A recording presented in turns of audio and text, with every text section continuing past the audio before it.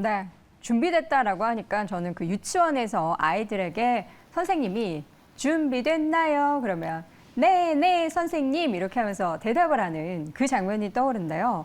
우리 시장은 네, 네, 의장님 안 하죠. 과연 시장과 그 페드 간의 동상이몽은 언제까지 지속이 되는 걸까요? 최근 이슈에 대해서 이야기 나눠보는 시간 박재영 스페셜을 통해서 확인해 보시죠. 한국투자증권 박재영 차장 함께합니다. 어서 오세요. 안녕하십니까.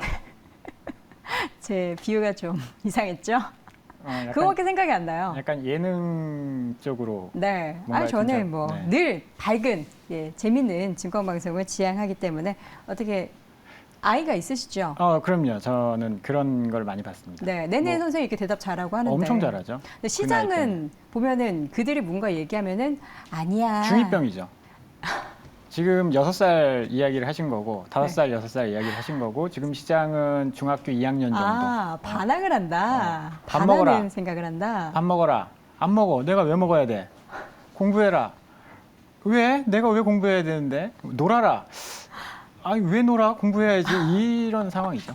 그렇습니다. 우리는 이제 7살 유치원생 같은 뭐 투자자들이 아니기 때문에 또 반대로 완전 또 극단적으로 중2병 수준으로 이제 시장을 좀 약간 반하는, 파월에 반하는, 연준에 반하는 그런 생각들을 지금까지 쭉 해왔습니다. 파월 의장의 발언들에 의미 부여할 수 있을 법한 내용들 어떤 걸 좀 가장 유심하게 보셨어요? 뭐 이번 주 가장 중요한 것 중에 하나가 파월 의장의 상하원 연설이었는데 네. 이게 시장에 굉장히 큰 파장을 불러왔습니다. 주식 시장은 사실 크게 안 떨어졌죠. 크게 안 떨어졌는데 채권 시장은 지금 피바람이 불었죠. 그쵸. 채권 시장은 피바람이 불었고 장단기 금리가 100bp를 넘어갔습니다. 미국 기준으로 역전폭이 100bp가 넘어갔습니다. 이게 채권 이전물이 5% 이상 간 거는 2007년 금융위기 이전 그때고요. 100bp를 넘어간 건 굉장히 오래된 1980년대, 70년대 그 이후에 처음인 걸로 알고 있거든요. 굉장히 큰 변화를 줬습니다. 그래서 그 내용을 속내용을 한번 좀 살펴봐야 되는데 이게 너무 반항적으로만 생각을 하다 보니까 시장이 너무 앞서가서 이런 과한 해석이 나왔다라고 봐요. 앞 코너에서도 저희 그 진행하시는 분이 50bp가 기정사실화되어 있는 가운데 네. 이런 이야기를 했는데 어제 코멘트를 듣고도 그런 생각을 해도 되는가에 대한 의문이 좀 있어서 왜요? 7일, 8일 코멘트를 한번 좀 정리를 해보면 네. 7일에서 굉장히 매파적으로 이야기했다라고 반응을 하고 있죠. 인상 속도 높일 준비가 되어 있다. 경제 지표가 최근의 경제 지표가 예상보다 더 강하게 나왔으며 이는 최종 금리가 이전에 예상한 것보다 더 높아질 가능성이 있다라고 이야기를 했어요. 네. 그러면서 전체 지표가 더 빠른 긴축이 타당하다고 시사한다면 금리 인상 속도를 높일 준비가 되어 있다. 이거 어떻게 보면 그러니까 이건 해석하기에 따라 다른 건데 속도 조절 더 빨리 한다라는 거야? 우리가 속도 조절 이렇게 가고 있다가 조금 낮췄는데 뭐 4단으로 가고 있다가 3단으로 낮췄는데 다시 4단으로 올릴 수 있다라는 거야? 이렇게 해석을 했는데 네. 일단 전제가 붙었잖아요. 데이터. 네, 데이터. 두세 개의 지표를 보고 판단을 하겠다라고 이야기를 했어요. 그래서 이거는 어찌 보면 원론적인 이야기입니다. 인플레이션이 다시 9%로 가면 속도 높여야죠. 그거는 말도 안 되는 상황이지만 말도 안 되지만 그렇게 데이터가 나온다면 난 그렇게 할 거야라는 이야기를 한 겁니다. 그런데 그러고 보니까 시장이 난리가 났죠. 그렇죠. 페드와치에서 금리 선물 그러니까 50bp 인상 가능성이 그전에도 조금씩 스물스물 올라오긴 했어요. 근데 30% 수준이었는데 그 얘기를 딱 듣더니 25bp가 70%, 50bp가 30%에서 역전이 돼버렸습니다. 네. 25bp가 30%, 50bp가 70%. 그렇죠. 넘어섰죠.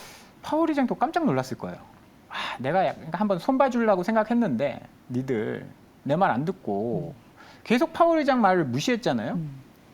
연초에는 상당 금리가 5%뿐이 안 될 거야. 분명히 점도표에는 5.25가 찍혀 있었고 우리는 계획대로 해서 하이퍼론 거 계속 가겠다라고 이야기했는데 5%뿐이 못 올리고 연말에 한 2번 정도 내릴 거야. 파월 의장도 한번 봐. 내 말이 맞지?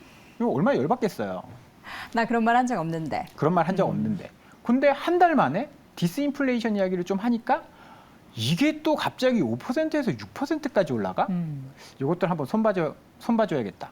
내 얘기를 안 믿고 왜 너희 맘대로 낮췄다 올렸다 하냐. 그런 거 하지 마라. 나는 원칙적으로 하겠다. 데이터 보고 하겠다. 네. 그 이야기를 했는데 이게 너무 충격을 받아버린 거죠. 그쵸. 그래서 8일날 하원 의장 때 어제 연설에는 이런 이야기를 했습니다. 나는 아직 채용 공고도 보지 못했다. 우리는 3월 회의에서 아직 어떤 결정도 내리지 않았다라고 이야기를 했습니다. 시장에서 50bp 지금 확정시키고 있는데 아니야 얘들아 나는 아무 결정도 안 내렸어. 나는 50bp 올린다고 한 이야기가 아니었어. 나는 아무것도 못 봤어. 그런 이야기를 하면서 추가 자료를 볼 때까지 결정하지 않을 것이다. 그 추가 자료는 이제 물가나 뭐 고용 관련한 자료일 텐데. 그렇죠. 7일날 이제 두세 개의 지표를 보고 결정하겠다라고 했거든요. 네. 이번 주 주말에 나오는 고용 지표, 고용보고서. 다음 주에 나오는 CPI, PPI. 14일에 나오죠. 이거 보고 결정을 하겠다라고 했는데 이미 너무 앞서가 버린 거죠. 왜냐하면 시장은 고용은 여전히 뜨거울 걸 생각하고 사실 CPI도 굉장히 이제 내려오는 그 속도가 서비스 때문에 꺾이지 않는다라는 걸 알고 있기 때문에 지레 겁먹을 수밖에 없는 거 아닌가요? 맞아요. 2월 달에는 디스인플레이션을 한 30번 이야기했다가 이번에 그러니까 상원 연설에서는 네. 디스인플레이션이 쏙 빠졌거든요. 그 문제 때문에 그런데 어찌됐든 간에 나는 지금 그 졸트 보고서 있죠. 네. 채용 공고도 아직 못 봤다. 그 연설하는 날 나왔거든요. 거짓말. 그러니까 그걸 거짓말. 믿어야 되는지 안 믿어야 되는지. 왜냐면요, 제가 FMC 그 관련해서 재직하셨던 분의 인터뷰를 한 적이 있는데 네. 그런 지표 발표내기 전에 다 안 돼요. 다 안 돼요. 근데 믿어야 될지 말아야 될지 모르겠습니다. 근데 그렇게 해서 아예 못 믿으면 이 사람 연설을 볼 필요도 없는 거잖아요. 그렇죠. 이 사람 말이 무슨 얘기를 한다라고 해서 파월이 이야기해서 금리가 올라갈 이유도 없는 거잖아요. 그렇죠. 그래서 일단은 믿어야 되는 게 맞는 것 같고 고용 보고서와 CPI, PPI를 보기 전까지 50bp가 확정적이다라고 단언하기에는 좀 무리가 있다라고 생각을 하고요. 그럼 사장님은 이렇게 분위기가 시장이 갑자기 이렇게 50bp 쪽으로 올라갔지만 실질적으로는 25bp 인상할 가능성이 있다라는 말씀이시네요. 저는 그게 더 높다라고 봅니다. 합리적이다. 왜냐하면 연준의 신뢰성은 굉장히 중요하거든요. 이런 상황이 왜 벌어집니까? 처음에 시작은 일시적이다라는 오판 때문에 생긴 거고 그쵸. 왔다 갔다 하기 때문에 니들 말 못 믿겠다. 이것 때문에 시장이 굉장히 혼란스러워진 거거든요. 근데 그거를 분명히 2월 달에 속도 조절을 한다라고 해서 50bp에서 25bp를 내렸는데 네. 그거를 그 다음 한 달 만에 그거를 다시 50으로. 속도 조절을 뒤엎고 그렇게 올린다? 아, 그거는 연준의 신뢰성 문제를 완전히 훼손시키는 거기 때문에 근데요, 네. 사장님, 만약에 이 가운데 있어서 이번 FOMC에서 25bp 올리면은 시장은 또 거봐, 25bp 내가 생각하는 게 맞지? 연준 너네 50bp 아니야. 막 그런 식으로 해석을 할 것 같은 그런 뭔가 예감이 드는데 어떻게 생각하십니까? 그래서 근데 그거는 조금씩은 저는 이제 한계 효용은 체감하지 않습니까? 그 전에 굉장히 이 폭이 컸다가 네. 진폭은 줄어들 거라고 봅니다. 진폭은 줄어들 거라고 보고 지금 한 달 사이에 최종 금리에 대한 컨센서스가 100bp가 차이가 네. 5%에서 6%까지 넘어가고 있는 상황이거든요. 이걸 점점 좁혀가겠죠. 그래서 저희가 합리적인 판단을 하려면 진짜 지표를 보고 선택을 하자. 그래서 고용 데이터랑 CPI, PPI 보고 판단을 해도 늦지 않는다라는 생각이고요.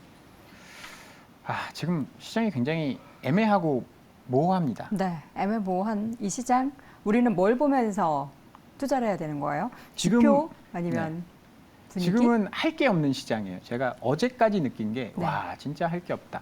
그나마 지수가 올라갈 때는 뭐 좀 올라갔는데 어제처럼 하락하는 시장에서 2차전지만 그냥 올라가 버리니까 진짜 할 게 없네. 그리고 무언가 시장이 엇박자가 나고 있다라는 생각이거든요. 네. 최근에 한 2주 상간에 채권 금리가 급등을 했는데 주식은 잘 버텼단 말이에요. 그렇죠. 그 괴리가 있었습니다. 채권 시장은 박살났는데 주식 시장은 잘 버텼어요. 기준금리를 100bp나 더 올린다는데 시장 컨센이. 그러면 채권 시장 올라가는 건 맞는데 주식 시장 잘 버텼어요. 네. 연준이 기준금리를 6%까지 올린다는데 시장은 버티네? 뭐가 맞는 거지? 이러한 궁금증이 있었고 뭐가 맞는 거예요? 시장이 맞는지 맞죠. 채권 시장이 틀렸으면 채권 시장 금리가 내려올 거고 네. 주식 시장이 틀렸으면 주가가 내려올 거고 음. 시장이 맞는 겁니다. 시장이 맞는 예, 그거는 이제 지표를 네. 이제 점점 나올 때마다 괴리를 좁혀가겠죠. 테슬라는 떨어지는데 우리나라 2차 전지는 올라갑니다. 근데 또 오늘은 테슬라 이게 또 연속으로 한 3일 하락하니까 이제서야 좀 같이 커플링이 되는 상황이 연출되고 있어요. 근데 최근의 움직임을 보면 중국의 2차 전지 업체들 다 박살났거든요. 2월 달에. 테슬라도 2월 달에 주가가 많이 떨어졌습니다. 많이 떨어졌다라고 하기엔 뭐 조정을 받았어요. 고점되면서 살짝. 네, 조정을 받았습니다. 네. 그런데 우리나라 2차 전지 업체는 뭐 몇몇 업체는 50%, 60%, 뭐 80% 이렇게 올랐습니다. 2월 한 달 동안만. 네. 이거를 어떻게 해석해야 되나? 괴리가 발생했는데 누가 만든 거지? 어렵고요. 반도체를 한번 볼까요? AMD 잘 나가죠. 네. AMD 잘 나갑니다. 2월 달에 주가 많이 올랐고 엔비디아도 2월 달에 주가 많이 올라갔어요. 오늘 밤사이에도 엔비디아 3%. 올랐는데 우리는 네. 이건 뭔가 이상하잖아요. 네. 물론 이제 메모리 비메모리를 갔냐 이렇게 이야기하면 뭐 할 말은 없지만 어찌됐든 간에 어제 필라델피아 반도체 지수가 2% 올랐고 네. 주가가 이렇게 강한데 반도체는 떨어지고 있다? 서버 때문에 좋다는데 AI랑 뭐 서버 때문에 좋다라고 하는데 서버에는 메모리가 안 들어가나요? 네. 이거 이상하죠. 어. 방향을 못 잡겠습니다. 뭘 보고 어떤 이정표를 보고 투자를 해야 되는지 모르겠습니다. 그리고 또 하나는 금리가 이렇게 많이 올라가니까 인터넷 업종은 그냥 줄줄줄 흘러내려요. 그럼 여기 투자를 해야 되나 말아야 되나? 시장은 강한데 시장 뭐 강하다기보다는 뭐 선별적으로 강하지만 안 떨어지는데 방향성 결정은 뭔가 이 불확실성이 좀 해소가 된 이후에 할 것 같다라는 생각이 좀 들어요. 그 불확실성 해소는 그럼 FOMC에서 3월 금리 결정 이후를 말씀하시는 걸까요? 그거는 조금 늦고 이제 힌트를 계속 찾아가 보자면 이번에 고용이 굉장히 잘 나온다. 네. 그럴 거면 긴축을 더 한다라고 가정을 하는 게 맞는 것 같아요. 그러면 1번. 채권 금리가 올라가는 게 맞죠? 네. 그러면 주식 시장은 어떻게 될까요? 빠지겠죠? 그렇죠. 그렇게 보고 봐야 되고. 근데 CPI가 굉장히 낮게 나왔어요. 생각보다 더? 생각보다 낮게 나왔어요. 그러면 그렇게까지 올리지 않을 수도 있을 것 같은데? 그런 생각을 할 수 있는 거죠. 그럼 안 좋고 좋고가 이렇게 핑퐁핑퐁 되면 그 중간 어디쯤으로 되는 겁니까? 그러면 아니면은 22일까지 기다려야죠. 그걸 보고 왜냐하면 22일 날은 점도표를 공개를 합니다. 2월 달엔 점도표가 없었잖아요. 그쵸. 그러니까 뭐 5%니 5.75니 6이니 그러고 있는데 점도표를 보고 파월 의장이 그래 고용이랑 내가 다 보니까 점도표는 이 정도가 파월 의장이 결정하는 건 아니지만 연준 인사들이 점도표는 이쪽이 맞는 것 같아. 5.25에서 위로 올라간다? 그러면 시장은 안 좋을 거고 5.25를 유지한다? 그럼 버틸 거고 그렇게 보는 게 합리적일 거다라고. 굉장히 안개 속에서 지금 운전을 하고 있는 그런 상황이라서 이럴 때는 사실 쉬는 게 좋아요. 한쪽으로 차 멈추고 네. 뭐 이렇게 음악이라도 들으면서 네, 비상등 쉬어야 되나요? 켜놓고 안개등 켜고 가는 건 어때요? 안개등 안개등 켜면서 켜고 코앞에 시장 보면서 운전에 자신 있으면 그렇게 하면 됩니다. 2차 전지 지금 들어가면 되는 거죠. 그쵸. 조정받았으니까 올라갈 거라고 자신하고 그러면. 근데 그럴 자신이 없으면 잠깐 쉬는 게 저는 좋은 타이밍이다라고 봅니다. 네. 2차 전지 빼놓고는 주가가 오른 게 없어요. 코스피 지수 2월 달에 2240포인트 선에서 계속 멈춰 있었습니다. 지수 하나도 안 올랐어요. 오히려 조금 떨어졌죠. 약간 떨어졌습니다. 그럼 코스닥 많이 올랐잖아. 2차 전지만 올랐잖아요. 네. 에코프로 BM, 에코프로, LNF 이쪽이 끌어올려서 이제 지수가 올라간 건데 그거는 뭐 분명히 말씀드리지만 자신 있으신 분들은 참전하는 건데 그게 아니다라고 한다면 네. 조금 쉬는 게 낫다라는 거죠. 그런데 뭐 아무것도 안 하기에는 내가 너무 무료하다. 뭐라도 하나 해야 한다면 그러면 실적을 보셔야죠. 실적이라면 관련한 업종을 꼽는다면 자동차 업종이 이익이 좋아지고 있습니다. 뭐 앞코너에서도 뭐 네. 기아 이야기를 하시던데 지금 4분기 실적이 거의 다 나왔어요. 거의 100% 나왔는데 매출은 전년 대비해서 15% 증가했습니다. 박수를 쳐줘야 되는데 영업이익은 60% 감소했어요. 많이 줄었네요. 이게 화폐 환상이라고 하죠. 인플레이션이 급증해서 내가 돈을 많이 번 것 같긴 한데 예전에 10개 팔아서 100만 원 벌었는데 지금은 10개 파니까 120만 원이 들어왔어요. 근데 원가 보니까 옛날에 90만 원 들어가던 게 115만 원 들어갔습니다. 결국엔 남는 게 없는 거죠. 남는 게 없는 그런 상황인 거죠. 그런 상황에서 이익이 늘어날 수 있는 업종이 어떤 업종이냐. 이제 1개월 전, 3개월 전 추정치는 2023년도 이익이 한 18% 정도 감소할 거라고 전망하다가 1개월 전에 그게 4% 마이너스로 좀 줄어들었습니다. 하향 조정이 어느 정도 멈췄다라는 거거든요. 네.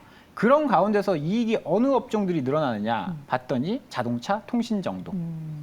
자동차는 1월, 2월 판매 데이터를 보면 뭐 굉장히 잘 팔았거든요. 네. 그러면 실적 가식성이 높다라고 보고 실적이 그나마 버텨주는 업종 한번 좀 노려봐도 좋을 것 같습니다. 네.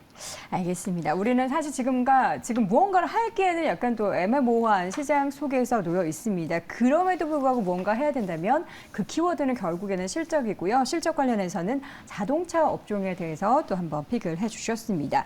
자, 오늘 박재영 스페셜 함께 하셨고요. 한국투자증권 박재영 차장 함께 했습니다. 고맙습니다. 감사합니다.